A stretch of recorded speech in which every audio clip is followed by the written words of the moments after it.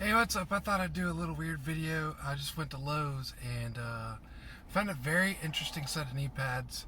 If any of you guys don't know, I am a bilateral amputee and I'm a below knee amputee. And so essentially, one of the things that happened after my amputation was that my muscles reattached to the legs and they grew back. So I'm actually unable to wear, standard prosthetics right now without another surgery. And hopefully, this year or, next year I'll get that done. But for the meantime, to be more mobile and not be in the chair so much, I use knee pads to get around as often as I can. So for the past couple of years, I've been going through a lot of knee pads. I usually spend about anywhere from $20 to $30 per knee pad per pair per month. So over the last 3 or 4 years, that's added up. And I've gone through a lot of different knee pads, and most of the knee pads just aren't. They aren't made for like prolonged use, and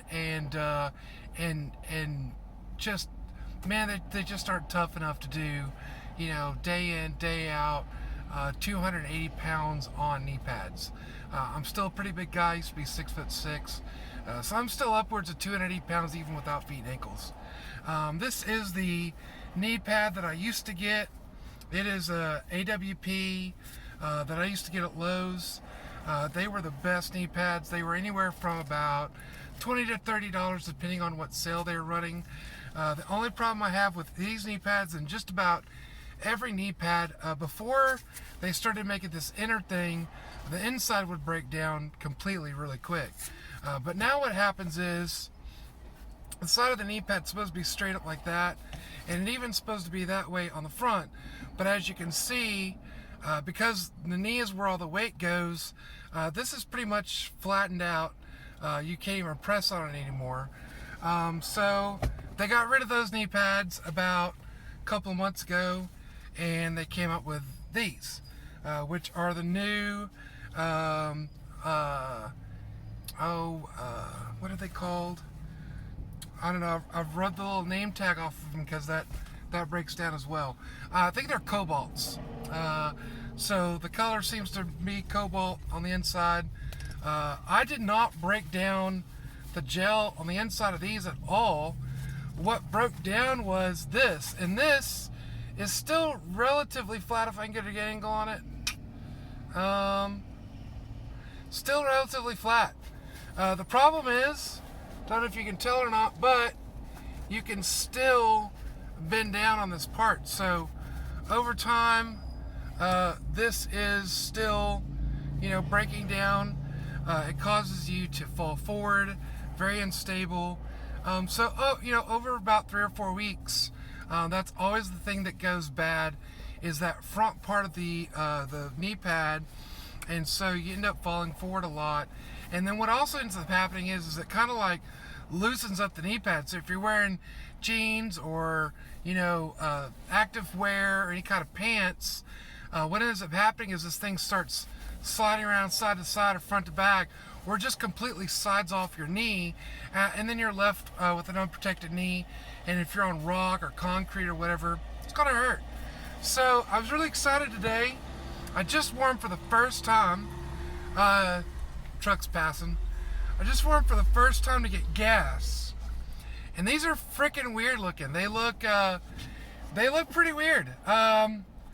They are definitely something weird. They have like hard hat material all over. There's no way that this is going to break down over time. This is very tough, very thick plastic. And what's interesting about these is this is rounded and cut. This is very deep. I don't know if you can tell. These are pretty shallow. These are all really shallow, probably about an inch to inch and a quarter deep, and then they're flat on the bottom. These have that entire gel, and literally your entire knee. These sides right here ended up going on the sides of your knee. This is probably the most stable knee pad. That's the only reason I'm making this video. I don't give a crap. These are called Toughbuilt with Gel Fit Pro Stabilizer. I'll give you the thing right there so you can look this up. These are called, they even have the, don't know if you can read this on the side, but there's the model number for these things. These are the most stable things. I felt like I was walking again. I felt like I had a foot down there that was pretty stable. They're a little weird to jump out of because they're hard as a rock. So you kind of end up doing this little clop clop thing when you hit the ground, because this bottom hits first and then the whole thing just clops down. And so but it is extremely stable. Like I don't think anybody could have pushed me down. I think these are that stable. It'll be interesting to see. I'll probably do another one of these videos here in a couple of weeks, but it'll be interesting to see how these loosen up and whether this huge concave insert for your entire knee to go in. You know, obviously these aren't going to break down the same way, but it'd be very interesting to see how long I can make these last. These were $35, the most I've ever spent on a pair of knee pads. But damn it, I think it might be worth it. I think I might be able to get probably if I can get 2 months or a month and a half out of these knee pads, that is saving me money. So congrats to Toughbuilt. These are pretty freaking cool knee pads. So again, I'm not getting anything out of this video, but these were that good that I'm posting a video on how good these knee pads are. They look really freaking weird, but as a bilateral amputee who needs to get around on his knee pads, these are the shit.